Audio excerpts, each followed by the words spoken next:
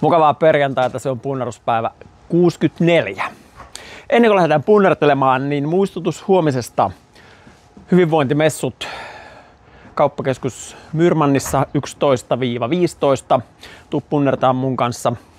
Päivän mittaan punnerellaan. Pääset mukaan päivän tapahtumiin. Jos haluat, voit tulla mukaan myös päivän punneruskoosteeseen.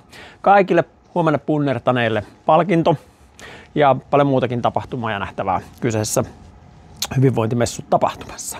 Mutta sitten punnertamaan.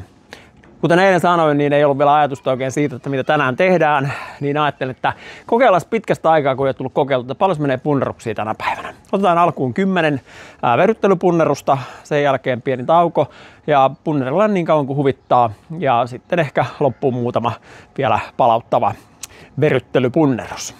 Mutta aloitellaan 10 lämmittelypunnerusta.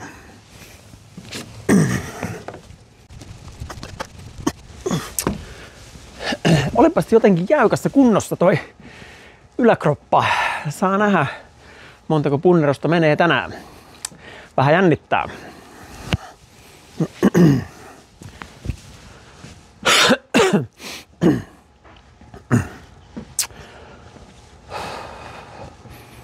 No niin, ja sitten lähdetään kokeilemaan.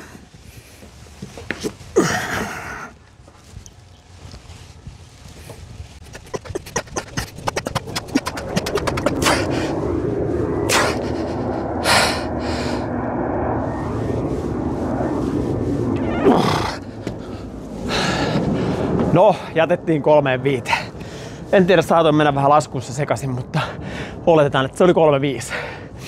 Eli nyt on 4-5 kasassa, niin meillähän jäi 19 tähän verryttelypunneruksia.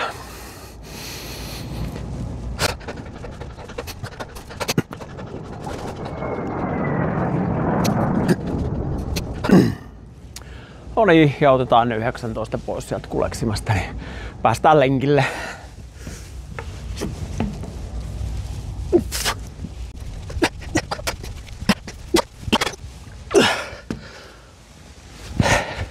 Noi, en ihan ollut tyytyväinen niin kuin päivän punnerustuloksiin, mutta tänään oli tällainen päivä.